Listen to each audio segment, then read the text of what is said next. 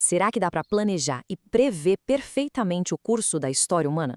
Hoje a gente vai mergulhar de cabeça numa questão filosófica que nunca envelhece: a ilusão do controle social. O grande ponto da nossa análise de hoje é que transformar a história em uma espécie de ciência preditiva não é só um errinho metodológico ou acadêmico. Na verdade, é uma ameaça direta à própria ideia de liberdade. É fascinante ver como a ambição cega de querer prever o amanhã acaba, na prática, aprisionando o nosso presente. Tem uma ideia central que norteia essa nossa exploração. A frase diz que a fé na inevitabilidade histórica é a certidão de óbito da liberdade humana ou apenas o consolo de quem recua diante do peso de escolher. É forte, né? O desejo de controlar a sociedade nos mínimos detalhes, achando que os eventos são simplesmente inevitáveis, foi a base de regimes autoritários e ditaduras ao longo do tempo. Acreditar que tudo já está traçado costuma ser só uma rota de fuga confortável para não ter que lidar com o peso e a responsabilidade de tomar decisões. Para destrinchar tudo isso de forma clara, a gente dividiu os argumentos em 6 partes. Vamos passar por a ilusão do historicismo, o indeterminismo do conhecimento, o perigo do holismo, a diferença entre a engenharia social utópica e a gradual, o novo historicismo focado nos algoritmos e, para fechar amarrando tudo, a ideia de uma liberdade sem roteiro. Vamos lá, começando pela parte 1, a ilusão do historicismo, ou seja, a falsa previsão. Volta um pouquinho no tempo, lá para 1919, 1920, uma época de radicalizações ideológicas bem intensas. O filósofo Karl Popper viu de perto o surgimento de grupos e ideologias que prometiam antecipar o futuro da humanidade usando supostas leis inquebráveis. Isso é exatamente o que ele chama de historicismo. É aquela crença perigosa de que o futuro obedece a um roteiro amarradinho, previsível, como se a sociedade seguisse as mesmas leis da física. Só que para garantir essa nação do futuro, alguém precisa planejar e controlar todas as variáveis hoje, no presente. E é por isso que essa crença é a raiz do controle social extrema. Para derrubar de vez essa ideia de que a história é previsível, a gente precisa olhar para os 3 pilares do Popper: o indeterminismo do conhecimento, a crítica ao holismo e o embate entre a engenharia utópica e a gradual. Juntos, eles formam uma estrutura lógica implacável para mostrar que a humanidade simplesmente não cabe numa equação. Avançando para a parte 2, o indeterminismo do conhecimento e o futuro imprevisível. O argumento aqui é simples, mas o impacto é gigante. Pensa comigo. É impossível prever o rumo da história pelo simples fato de que é impossível prever o futuro do conhecimento humano. Como a sociedade muda o tempo todo com novas invenções, tentar calcular o impacto de uma tecnologia que ainda nem foi imaginada é uma contradição absurda. A história não é um trem andando num trilho fixo em direção a uma estação que já está lá esperando. Ela é um campo totalmente aberto, moldado no improviso pelas nossas decisões, nossos erros e pela pura inovação. E aí entra um paradoxo sensacional conhecido como o efeito de Édipo. Imagina a seguinte cena: alguém vira do nada e grita: "Cuidado com o vaso!". A pessoa toma um susto, se desequilibra, esbarra no objeto e ele se estilhaça no chão. A grande pergunta filosófica aqui é: será que esse vaso teria quebrado se a previsão não tivesse sido feita em primeiro lugar? Esse é o pulo do gato nas ciências sociais. Fazer uma previsão altera o comportamento das pessoas e isso, por consequência, altera o próprio resultado que estava sendo previsto. Uma profecia sobre a sociedade nunca é neutra. Ela interfere ativamente na realidade.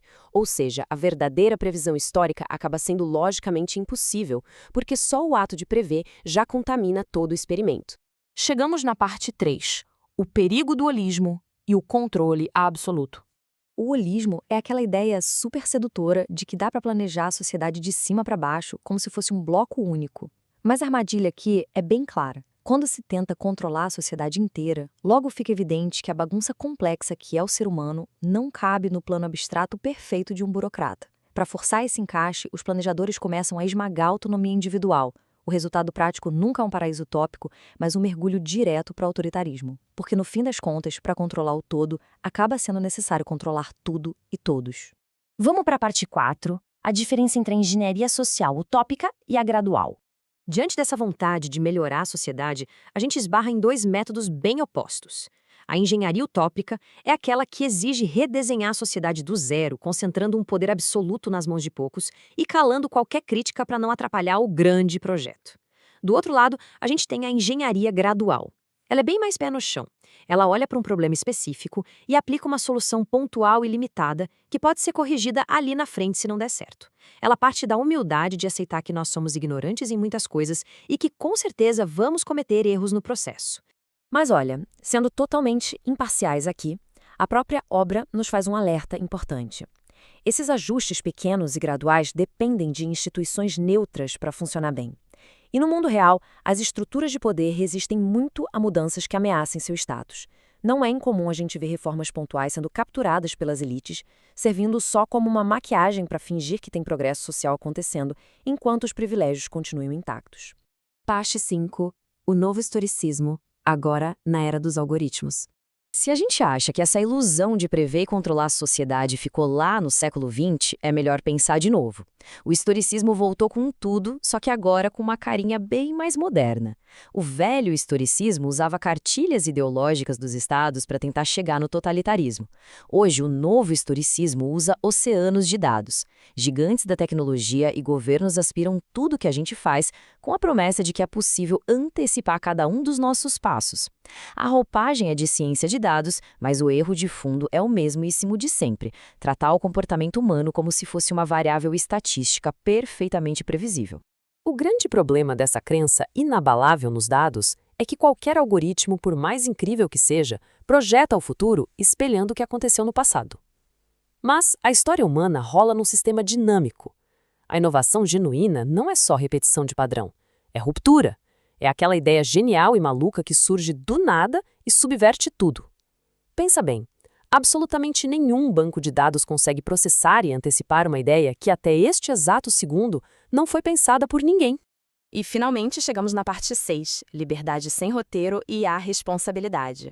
Depois de desmontar toda essa ideia de controle social, a gente bate de frente com uma realidade bem desconfortável. Viver sem garantias dá medo. A verdade psicológica por trás disso tudo é que a nossa obsessão por encontrar leis ou algoritmos que guiem a sociedade é muitas vezes só a gente procurando uma zona de conforto.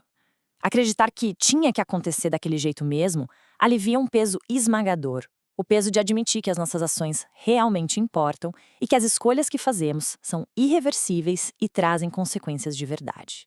Essa imprevisibilidade fantástica da história não é um defeito de fábrica que precisa ser consertado por políticos iluminados ou por novas linhas de código. Ela é, na verdade, a fundação básica da nossa dignidade. Viver sem um script na mão, sem manual de instruções da humanidade, significa aceitar de braços abertos que a gente vai errar. Mas é exatamente essa coragem de carregar o fardo de andar por caminhos que ninguém nunca testou que viabiliza a existência de uma sociedade livre. A página de amanhã precisa estar em branco.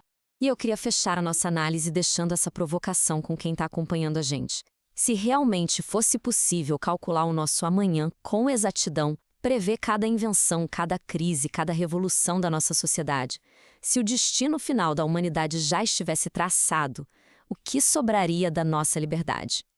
A beleza real da experiência humana mora justamente aí, no desconhecido. Até a próxima!